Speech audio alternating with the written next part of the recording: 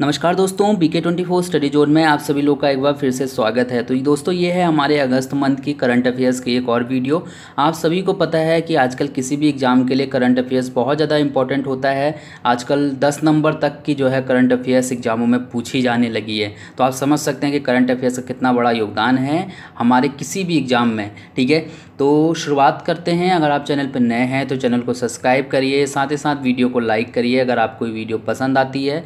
एक क्वेश्चन मैंने आपके लिए दिया है, तो वो उसका आंसर जो है आप मुझे कमेंट करके बताएंगे और मैं नेक्स्ट वीडियो में इसका जो सही आंसर होगा वो बताऊंगा। जो भी करंट अफेयर्स की हमारी नेक्स्ट वीडियो आएगी। ओके, तो मैं आपको बता दूंगा, अगर आप सब्सक्राइब करेंगे तो बेल आइकन जरूर दबाइएगा ताकि जो भी वीडियो आए नोटिफिकेशन आप तक ज़रूर पहुँचे।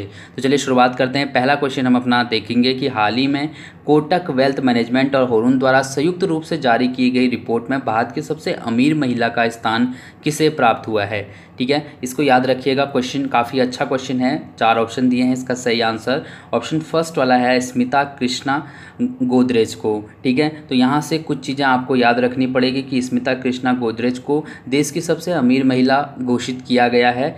HCL की जो CEO हैं और कार्यकारी निदेशक रोशनी नादर, इनको दूसरा स्थान दिया गया है। इसी तरीके से तीसरे स्थान की बात करें तो टाइम्स ग्रुप की जो चेयरपर्सन है इंदु जैन, इनको तीसरा स्थान प्राप्त है। और इस सूची में ऐसी महिलाओं को शामिल किया गया है कि जिनके पास संपत्ति 1000 करोड़ से अधिक थी। ठीक है, तो 1000 करोड़ से अधिक की संपत्ति वालों को इसमें शामिल किया गया है।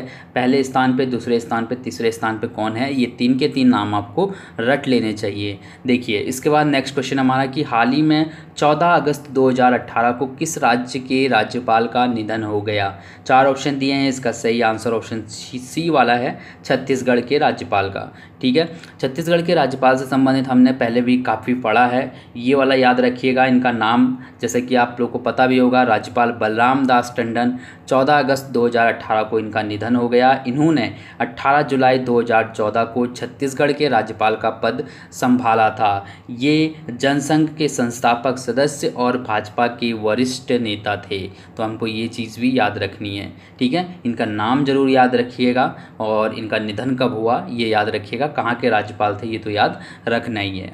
ओके, देखिए इसके बाद तीसरा क्वेश्चन कि हाल ही में सुप्रीम कोर्ट ने किस राज्य में वाहनों पर स्टिकर कोड को मंजूरी प्रदान की है। ठीक है, 4 ऑप्शन दिए हैं, इसका सही आंसर ऑप्शन दिल्ली है, केंद्र शासित राज्य दिल्ली में जो है वाहनों पर स्टिकर कोड को मंजूरी प्रदान कर दी गई है सुप्रीम कोर्ट के द्वारा।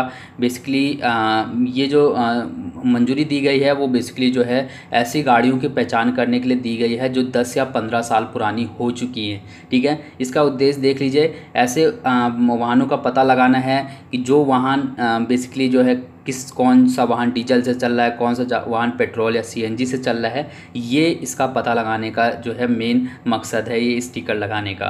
ठीक है, इसके अनुसार होगा क्या कि पेट्रोल और CNG से चलने वाले वाहनों पर नीले रंग का स्टिकर लगेगा और डीजल से चलने वाले वाहनों पर संतरी रंग के स्टिकर लगाने होंगे। ठीक है, बेसिकली पहले जो ये अभी स्टिकर वाला सिस्टम किया गया है, इसको पहले जो है नंबर प्लेट को रंग दिया जाता था। इस तरीके का मतलब एक जो है केंद्र सरकार की तरफ से जो है एक इस तरीके की एक नीति बनाई जा रही थी कि हम जो है स्टिकर ना लगा के उसको नंबर प्लेट को रंग दें। मतलब जैसे कि थोड़ी देर के लिए कि कोई अगर पेट्रोल से चलने वाली गाड़ी है तो उसका रेड कलर, इस टाइप का मतलब एक एग्जांपल दे रहा हूँ मैं आपको। ठीक है, कर दिया जाए तो, लेकिन जो है इसमें काफ़ी दिक्कतें थी, इसलिए जो है अब ये स्टिकर वाला सिस्टम हो चुका है। जो रेडियम के स्टिकर होंगे वो लगा दिए जाएंगे। ठीक है, तो ये क्वेश्चन भी आपके एग्जाम के लिए अच्छा है, आप इसको याद कर सकते हैं। देन इसके बाद 4th वाला देख लीजिए कि हाल ही में भारतीय मूल के किस नोबेल पुरस्कार विजेता साहित्यकार का निधन हो गया। एग्जाम के लिए ये मोस्ट इंपॉर्टेंट क्वेश्चन है, कौन से साहित्यकार का निधन हुआ है हाल ही में जिनको नोबेल पुरस्कार मिला था। BS नाइपॉल। ठीक है, इनका नाम याद रखिएगा। BS नाइपॉल से संबंधित कुछ चीज़ें आपको याद होनी चाहिए, ये तो याद रखना ही है। साथ ही साथ ये भी याद रखिएगा कि 1971 में इन्हें बुकर प्राइज़ मिला था और 2001 में साहित्य के लिए इनको नोबेल पुरस्कार मिला। ठीक है, तो नोबेल पुरस्कार कब मिला ये भी हमें याद रखना है। देन इसके बाद देख लीजिए 5वां क्वेश्चन कि हाल ही में भारतीय टीम के पूर्व कप्तान का निधन हो गया, इनका नाम क्या था। कौन से कप्तान हैं जिनका निधन हुआ है अभी हाल ही में? तो इनका सही आंसर जो ऑप्शन है, 4 ऑप्शन, इसमें से सही आंसर है ऑप्शन फर्स्ट वाला, अजीत वाडेकर। ठीक है, तो अजीत वाडेकर से संबंधित कुछ चीज़ें आपको याद होनी चाहिए कि हाल ही में जो भारतीय टीम के अजीत वाडेकर हैं, इनका 77 वर्ष की आयु में निधन हो गया।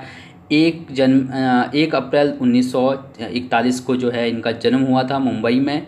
ये जो है 1966 से 1974 तक इन्होंने अंतर्राष्ट्रीय क्रिकेट खेला था। इनको पद्मश्री और अर्जुन पुरस्कार से भी सम्मानित किया गया था। 1967 में इनको अर्जुन पुरस्कार दिया गया। इसी प्रकार से 1972 में इनको पद्मश्री से सम्मानित किया गया। तो यहाँ से याद रखने वाली बहुत सी चीज़ें हैं। बेसिकली पद्मश्री से कब सम्मानित किया गया ये भी याद रखिएगा, ये भी याद रखिएगा। साथ ही साथ भारतीय टीम के पूर्व कप्तान थे अजीत वाडेकर, ये तो याद रखना ही है। ठीक है, तो जो आजकल करंट अफेयर्स है वो भी काफ़ी डिटेल में पूछी जानी है, तो आपको इस सारे पॉइंट याद होने चाहिए।